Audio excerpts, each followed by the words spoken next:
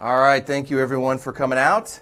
I'm Mike DePalma, Channel Development Manager at Datto. We're going to be presenting on ransomware this morning. I'm going to be introducing Gary Feldman as well. He's the president of U.S. Computer Connection.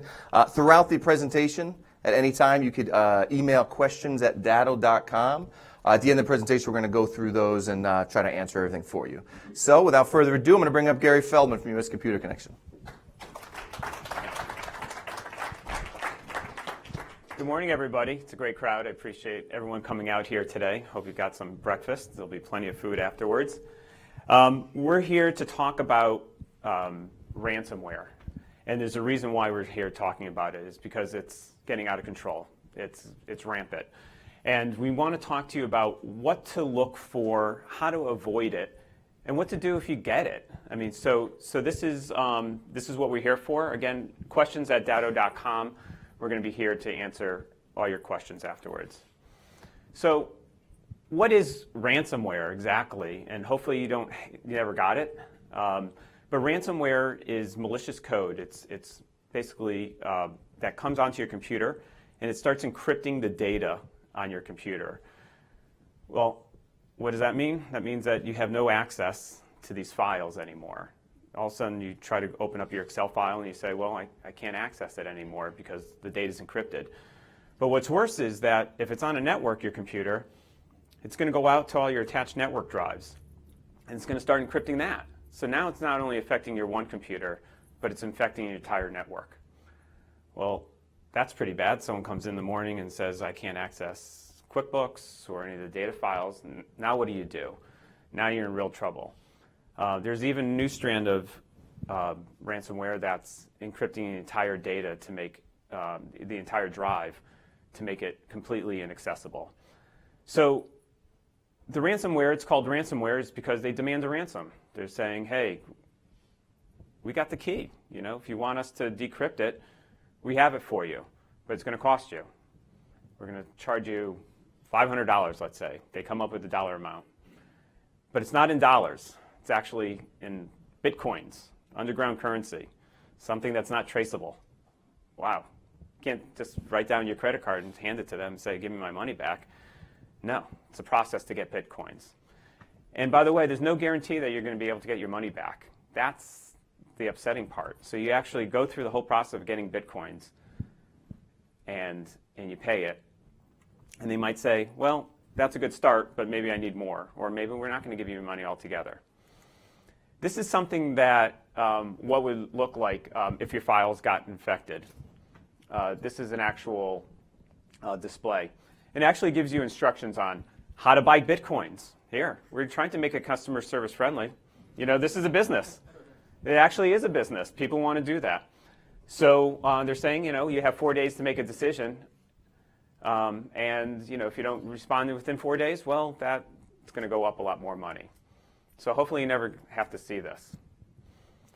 So again, why are we here? Look at the growth of ransomware, what's going on right now. It's growing exponentially. It's just out of control. So what we want to do is we want to create ongoing user awareness. This is our best protection against ransomware. User awareness is exactly what we want to do. So if we can educate you, you can educate the people that you know, we could stop this. And we also want to create a culture of security in your organization. I mean, you got to take security seriously, because if you don't, this is the stuff that's going to happen to you. You could be down for a long period of time. So what do? Patching. Everyone knows about patching. Microsoft Windows has updates automatically. They want you to patch your computer. That's great. You can go and have it automatically patched, but there's other things that you need to patch as well, because there's a lot of vulnerabilities in Firefox and Chrome and Adobe Acrobat that need to be patched as well, and often. But you shouldn't be doing these patches yourself. You should have a company like what we do, an IT security company, that's pushing out these patches for you. Because what ends up happening is you get patched. Some of these malware that comes out looks like they're asking you to upgrade Adobe Acrobat, but it's really malware in disguise. So if you're able to have a company that pushes out these patches for you on a regular basis, you'll be a little safer. By the way, there's a circle around Flash. Don't use Flash. Flash is pretty bad. Get rid of it on your computer if you don't need it. So here's the different products here. So phishing. I know people like phishing here, but this is a different type of phishing. So phishing is when you send out an email, generic email, the bad guys send out an email. It's coming from a large major institution. Let's say eBay, for this example, or it could be Chase or Bank of America, or maybe it's from Home Depot, something that people use often, and they're going to be asking questions. Now, I know it kind of seems silly, and we've all seen these things, and believe it or not, people still fall for this. But if you click on this link here that says change, here to change your password, or it's going to ask you something, well, 93% of all phishing attacks now have ransomware payloads in them. So now you got to be really careful about what you click. So phishing is, people are getting a little bit more obvious, and people say, okay, well, I know I'm not supposed to be getting an email from Chase to ask me for confidential information. Or if you do get an email, what you should do is you should log on to that Chase bank account directly and take a look, because that's your best way, and see if it's a real email, not by clicking on this link. But now there's things called spear phishing. And spear phishing is actually target marketing you. This is actually going right after identifying who you are and what, more information about you. And they're being more successful this way. So spear phishing is actually going to, you can look up on anybody's website and say, who's the CEO, who's the CFO, who's the controller, and then also you can start doing target marketing. Well, in this case, this is an email. It might be spoofed. Spoofed might be an email that is not really coming from the CEO, but it might look like it's the CEO. Maybe they spelled the word in the domain name wrong. Or maybe someone actually hacked into Mary's account and is able to respond as Mary. We actually had a client recently that does a lot of business with China, ended up the company in China was using a Gmail account, and that Gmail account got hacked. So no one knew that it got hacked, except the hacker was fortunate enough to be able to read the emails without doing anything, not changing the passwords, read the emails, and saw that there's a lot of wire transfers communication going on. So the hacker started requesting wire transfers. And our client was sending out the wire transfers to China, like they normally do. Well, a month and $3 million later, yeah, this is what ended up happening. So antivirus can't catch that. There was no protocols in place to, additional protocols to say, well, this is, there was a lot of money going on, maybe I should pick up the phone, but this is the transactions that they've been doing for years. So spear phishing is getting real, and it's getting very serious. Something that you should be looking at is attachments. If you're not expecting an attachment, don't open it, or double check to make sure that it's a legitimate attachment. Because a lot of times these payloads or malicious code is in attachments. It could be looking like a zip file. It could be looking like a Word document. So just be careful. If you're not expecting an invoice from somebody, call up and make sure. Okay, so avoid clicking on links, and this is a pretty serious one. This is a link that says www.safe.com. That seems safe, right? That seems like a good site to go to. I'm okay with that. But if you move your mouse over this, and it just takes an extra second to do, hover your mouse over, you don't click on it, but you hover over it, and it's actually www.malicious.content.com. Well, that doesn't sound like a great place to go to. So what we're trying to do is tell you, this extra step really will save you a lot. People are clicking on links because they're reacting fast. No one has time in their life. I want to be able to go move on with my day. Take that extra step. It'll save you. Administrator privileges. This is probably something your IT company could help you out with. But we like to remove administrative privileges from both your local computer because it makes it harder for malicious code to get installed, but it makes it also annoying for the user because now all of a sudden every time they want to install an application they need to have administrative type in the administrator access. but these are extra steps to lock down your network. But you might want to do is in a bigger environment, you might want to do a security audit in your Active Directory and take a look, who else is an administrator, domain administrator on your account? And you might have more than one or multiple users that are there that have administrative access. Well, this is the keys to the castle. Let's remove those keys from those people and make it harder if someone does get hacked or an email gets hacked. Macro scripts. If you ever get a pop-up like this, says from Microsoft, says your macro's been disabled, they do that on purpose because a lot of times that's where malicious code is coming in from. So if you don't know what it is, don't enable that. It's simple. Keep it done. And pop-up ad blockers. They do two things. Number one, they remove the pop-ups and the ads, which is a great thing. But it also blocks malware. There's a thing called malvertising now, that people are advertising malware. They're putting, an advertisement. So if you click on it, you're getting infected. So the pop-up blocker and ad blocker kind of like resists that temptation. And a backup. I can't stress enough how important a backup is. It's one of the reasons why we're doing this presentation here at Datto. The backup is critical because this is how you're going to be able to get your backup up and running. If you don't want to pay the ransom, you have to have a solid backup in place. And a backup does not mean that you're going to have an external hard drive plugged into a computer and you're backing up that data, because that can get infected as well. And then where do you have it?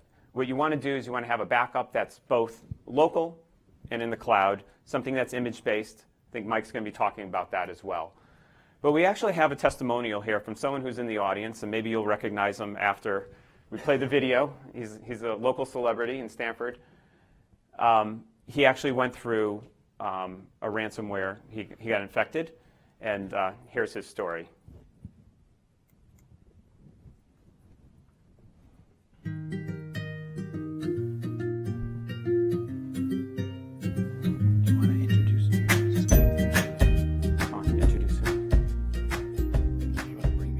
We're a corporate and social catering company to Fairfield and Westchester County. We cater for a lot of corporations in Stanford. We run cafeterias and office buildings.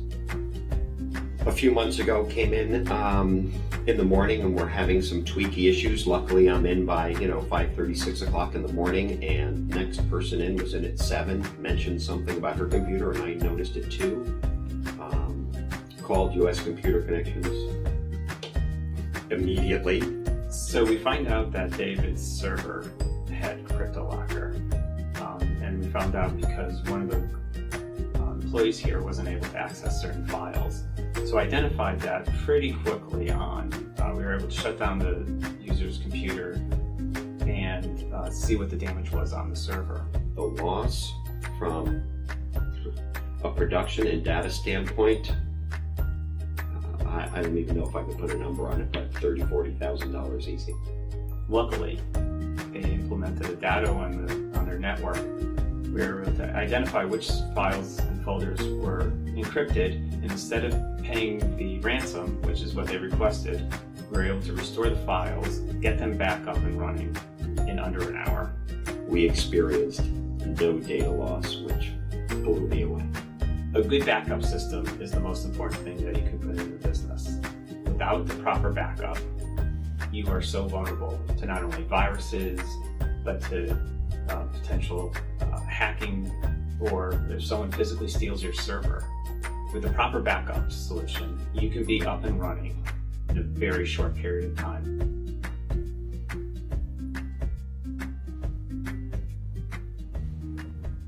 So that's a real life situation, and unfortunately that's not the only one that we've seen. It could be an employee that comes in and just clicks on a link and doesn't realize it, but this is the consequences. Luckily, we were able to get him back up and running, and David was kind enough to do the video testimonial for us. But we just wanted to show you how real this really is. So now I'd like to introduce Michael DePalma, who's the Channel Development Manager over here at Datto. All right, thank you, Gary. So Gary did a great job kind of explaining what ransomware is and also a lot of steps you can take to prevent getting it. But the reality is there's still a great chance of something slipping through. I have this article up here now. I mean, you could open up the paper or go on any website. You're going to see stories about ransomware. This is about Alcoa. It's a multi-billion-dollar steel manufacturing company that was hit with CryptoLocker. But the reason I have it up here is for this quote. At least one employee will click on anything. And it's something we have hanging up in our office. Because it's true, and it goes for us. And we're in the world of backup and disaster recovery. For as smart as I'm sure everyone else in this room is, and all your employees, we do a lot of dumb things when it comes to our technology. We click on the wrong attachment, we go to the wrong website, and so it's really important to have a solution in place that can get you back up and running. We did a little social experiment. My team and I do a lot of industry events with IT support providers, IT professionals, and so we're in a room of several hundred people, and what we do is we will hire a model, and she wears a shirt that says Inverse Technologies. It's not a real company. And she'll hold a bowl during one of the breaks with USB sticks that say Inverse Technologies on it. And she'll hand them out. Here's a free USB stick, and everyone takes them. Nobody thinks to check who is Inverse Technologies. They're not on the agenda. Everybody takes this USB stick, right? And these are IT support providers, folks that are there at the conference to talk about how to prevent these type of things, okay? So what I'll do is now I'm in the middle of my presentation, and we're showing videos such as that, and I'll say, our marketing team just gave us a new video. I didn't have time to put it in my deck, so I threw it on this USB stick. Hey, Aaron, can you plug it in the back? And the next slide is a video. It looks like he's clicking on File, Open, and when he does, that CryptoLocker screen pops up. And you see an entire room full of these IT professionals stare down at this USB stick and say, I'm holding ransomware in my hand right now. And it's a powerful example, and I'm sure if Gary and his team were there, they wouldn't have taken it. But everybody else takes the USB stick. But it shows you these are folks that are in the industry that fall for those type of things. So there's very creative ways that these folks are trying to access your data. So the idea here is to kind of rethink backup. A lot of people think of backup as just being needed for disasters, the fires, the floods, those type of things. When in fact, 97% of our restores have nothing to do with those. It's usually human error. So the idea is to rethink a backup as just being something you need in the case of a disaster and start thinking about business continuity, eliminating that downtime. So before we talk about business continuity, because I'm sure a lot of folks have heard the term, I want to talk about what it's not, because a lot of people might say, well, I have a great business continuity solution. I've got a cloud backup, which is great. You've got a second copy of your data, a different geographical location, but that on its own is not business continuity. A lot of folks are still using tape. Again, it's probably still the most prevalent way of backing up data. Better than not backing up anything, but not true business continuity. And then that file-based backup where you're backing up at the file level. Again, better than nothing, but not true business continuity. To have true business continuity, there's two main components you need. The first is being a hybrid solution. So what that means is you're going to have a device on premise that's going to be taking those backups. But then from there, what we have is bicoastal data centers. So our cloud is bicoastal. We've got a data center in Reading, Pennsylvania, and one out in Salt Lake City, Utah. So the reason that's important is if you're looking for a restore quickly and it's just your server had crashed, you can get it right from that Datto device. If something does wipe out your entire office, like one of these disasters, you now have another copy of your data in Reading, Pennsylvania that you can access.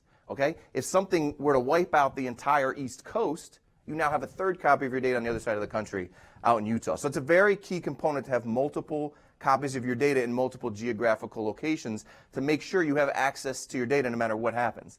And the second piece, which is very important, is to be an image-based backup solution. So Gary had mentioned, that's part of what we do.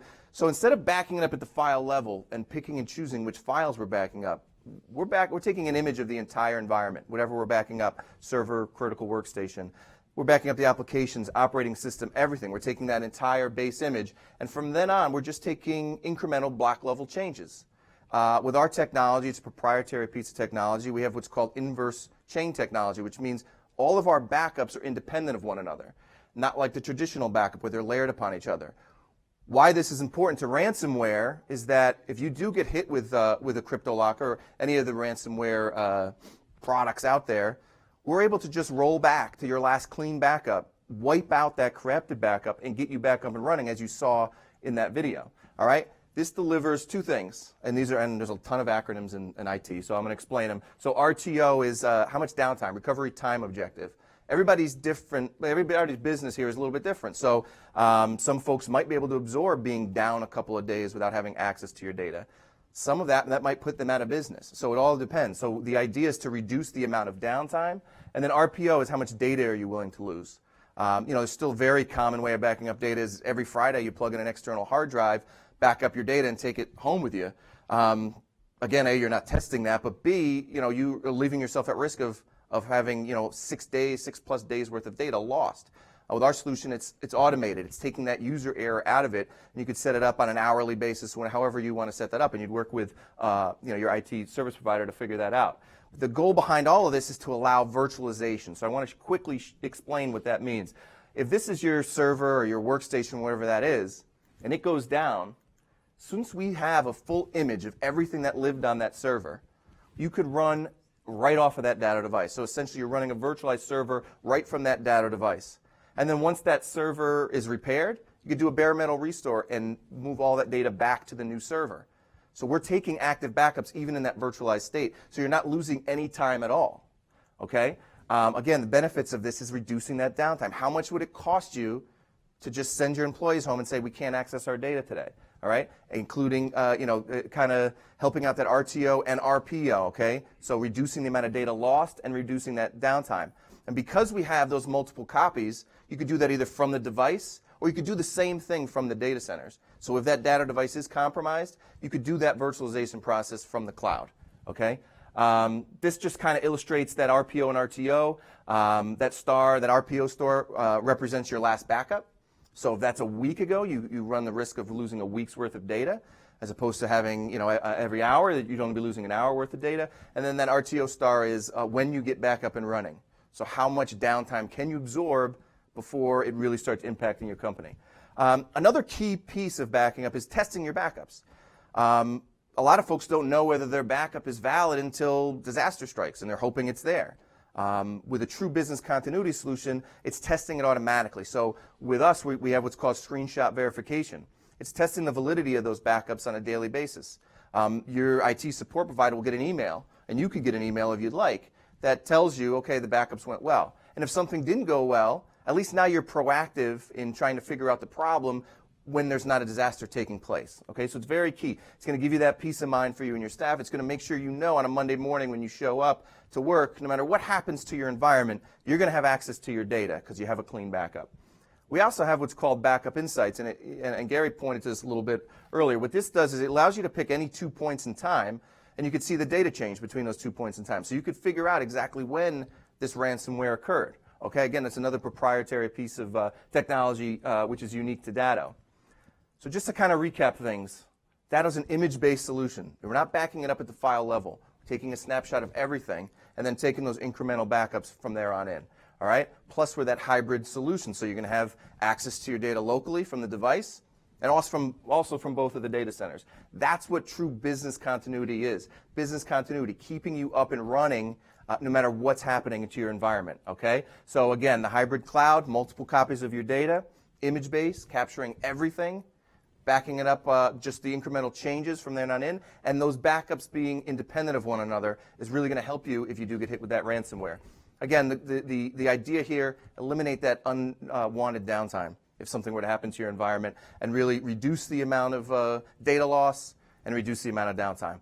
So if you do have any questions, like I mentioned, questions at datto.com. I'm going to bring Gary back up here. We have a few more slides.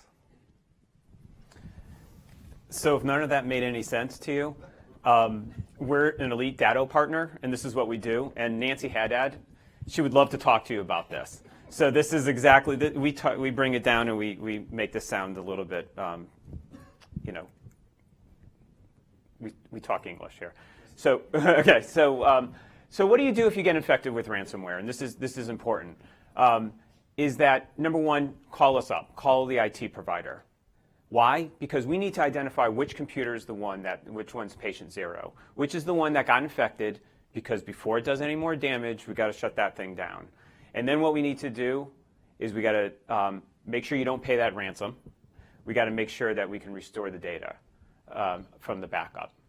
So that is critical, because until you figure out which is the one computer that's infected, it's going to keep infecting your network.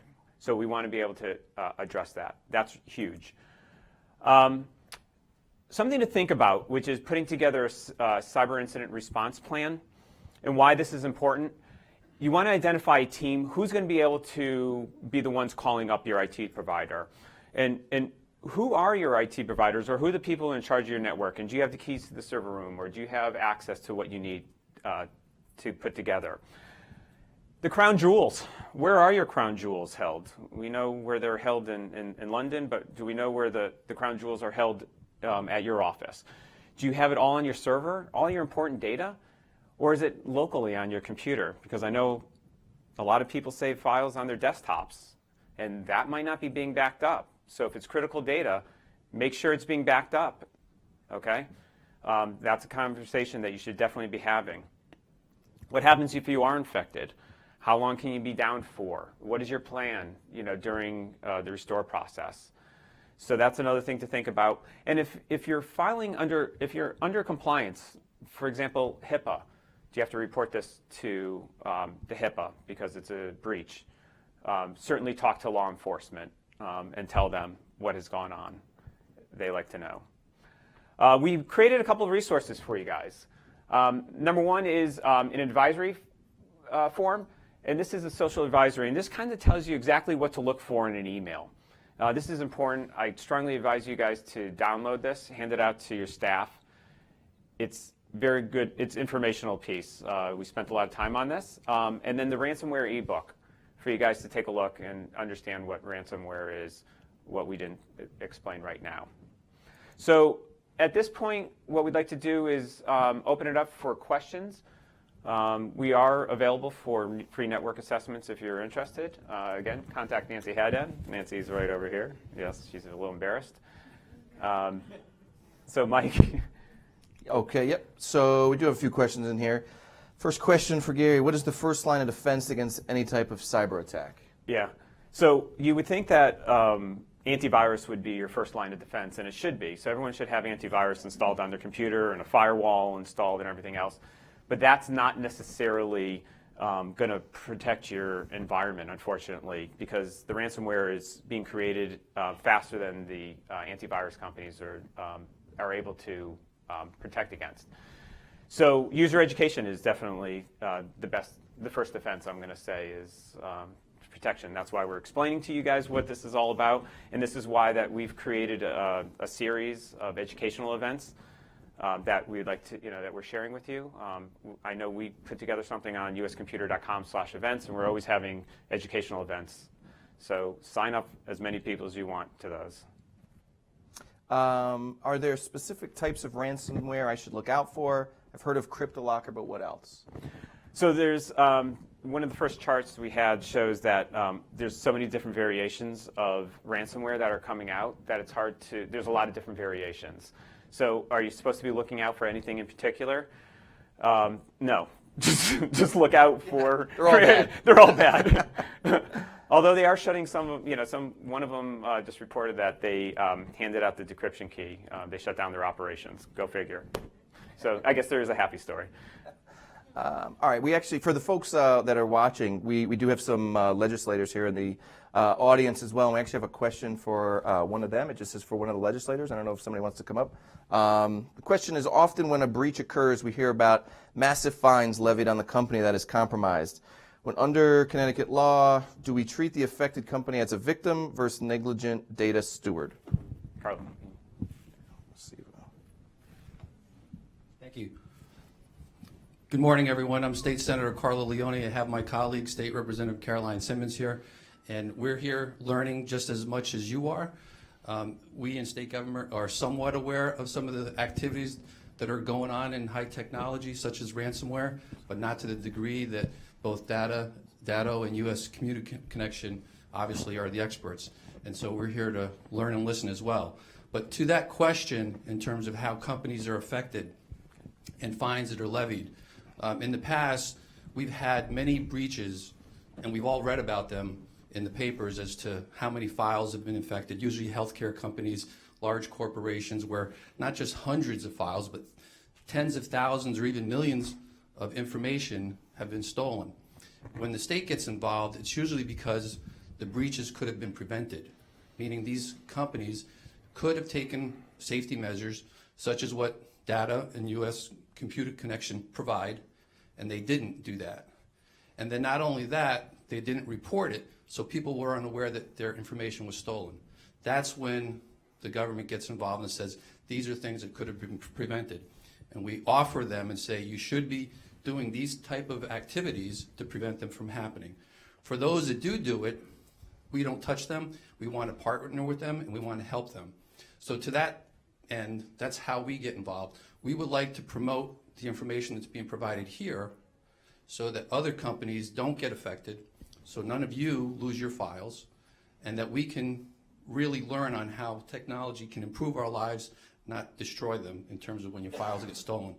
So for us, it's about getting this message out, and with technology moving so quickly, corporations, large companies, mid-sized companies, even small companies, and even at the personal level, we don't realize the risk that is being presented when we click on one of these files. So this is the kind of activity we want to make sure that people know what they should be doing and how to do it and who to contact to help them survive an attack. But for the companies that don't do that, when they should know better, that's when we do get involved. And we want to send that message so that others are taking the proper measures so that no personal information is being affected. All right. Thanks. Thank you. I'll take that. All right, we do have a couple more. So Gary, how often do you see ransomware affect your clients? Is there a specific type of business that gets affected more? So it's across the board. I'm going to say that all types of businesses are getting infected, and I'd like to say that none of our clients have gotten infected, but the reality is they have, and we heard a testimony from one of them. So, but it's happening more and more. So that's why we're trying to educate. This is the best that we can offer our clients. Education. Don't do what we just told you to do. Be aware of what's going on. Create that security culture within your organization. And we're just trying to prevent this. So, well, I can give happening. you some larger statistics. They did a study in Q4. 5,700 computers are affected every day in America, and last year ransomware netted $325 million worldwide, and probably more than half of that's in America. So, by the way, you could buy you could download the ransomware software. You could be your own ransomware provider. There's Tor sites that are actually. So if you want to get into that business, I mean, it's pretty lucrative. yeah, right. That's right. All right, no, I'm just kidding. Yeah, people are writing that down. No. It's not in the resources tab there. I'm sorry, scratch that. The last one we have emailed in here, how much does a backup solution cost, and how do I get the pricing info? Okay, so that's a good question. So I know Datto has a lot of different levels of Datto protection, anywhere from entry level all the way on up to enterprise. My best suggestion would be to contact Nancy Haddad, and Haddad at uscomputer.com. Nancy, can you give us a wave? Yes. If you haven't met Nancy, please do so after this.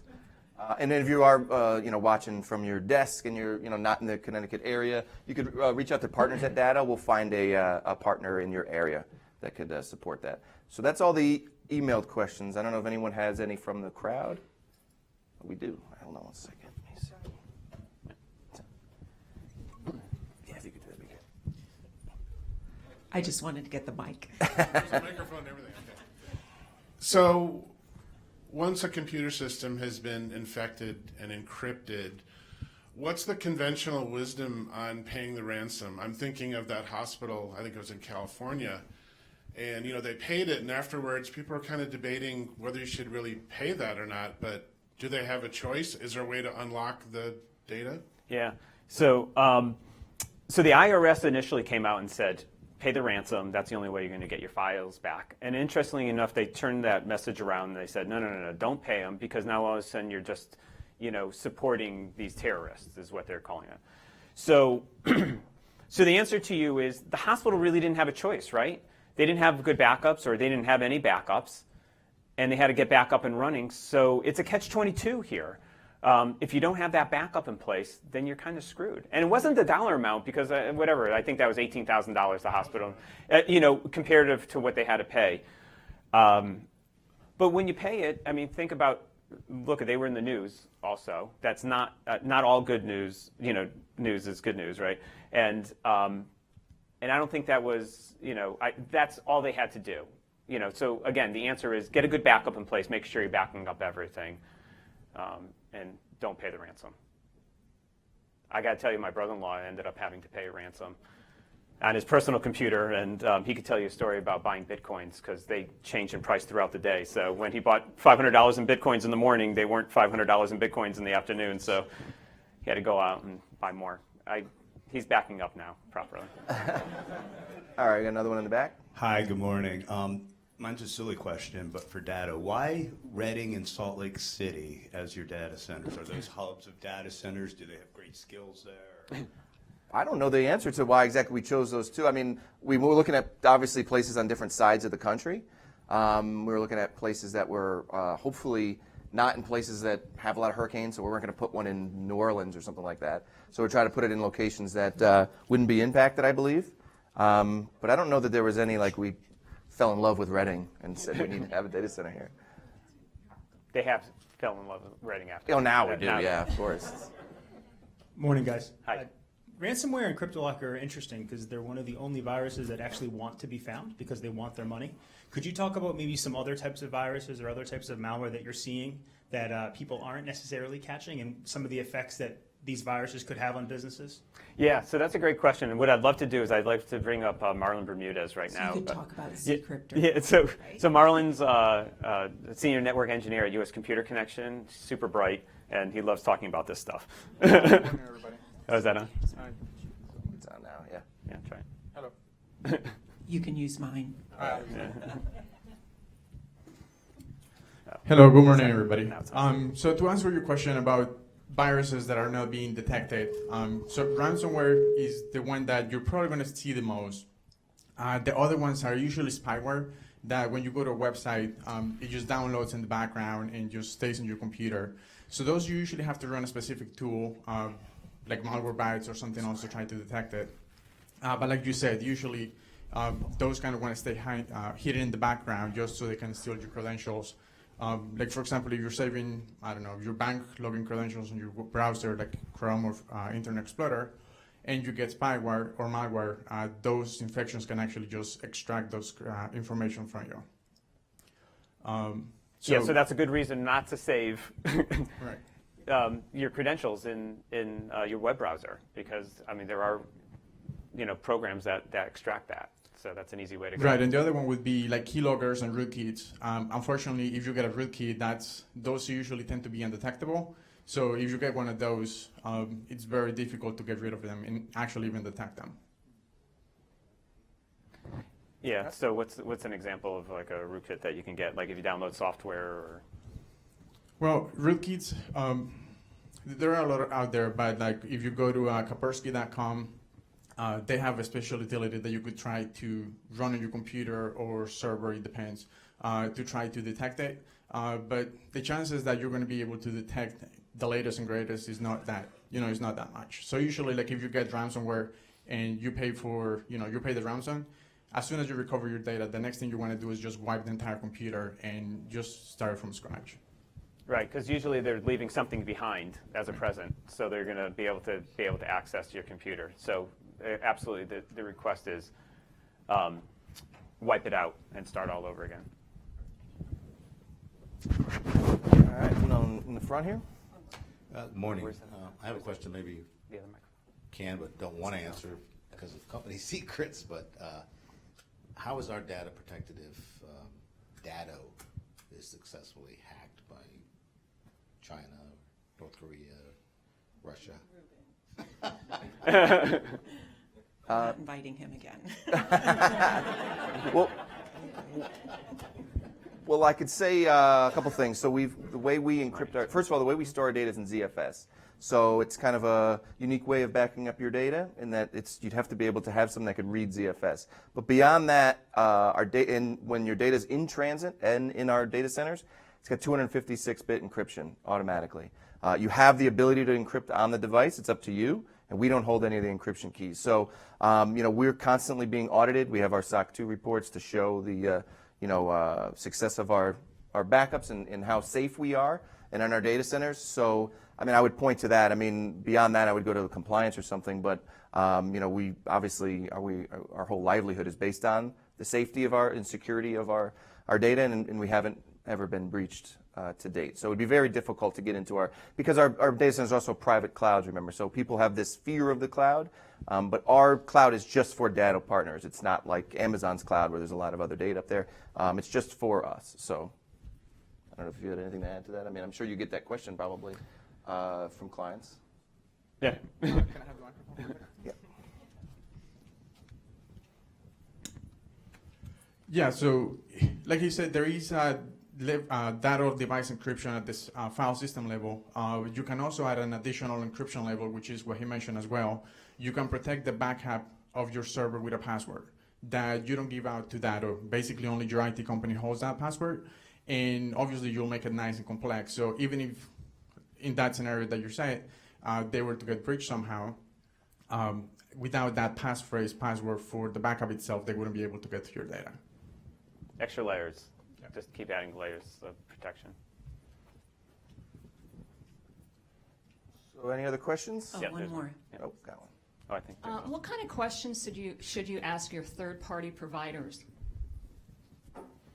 Are they capable of handling this? I mean, Certain reports that you should ask for them if you're sharing information through logins?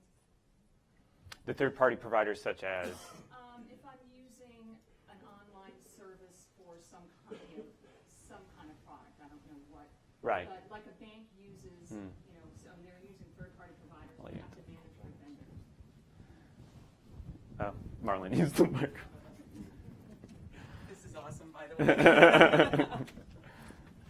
Well, usually what you want to do is you want to ask them what security controls they have in place to protect your data. So they should have some type of report or some type of compliance report that they could give you in terms of what steps they're taking to protect all your assets and your data in the cloud.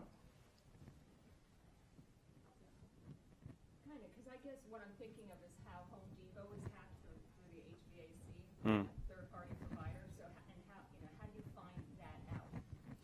Well, usually they'll have to do like a cybersecurity audit or a network analysis or something like that, or penetration testing on their end for them to be able to find those security holes. But it'll have to be an in-depth penetration testing, which, if you ask them for the results for the penetration test itself, they're not going to give them to you. So it's a little bit of a trust relationship at that point. But hopefully they'll have some type of report that they can confirm that they're doing those on a yearly or quarterly basis, so they have some assurances for that.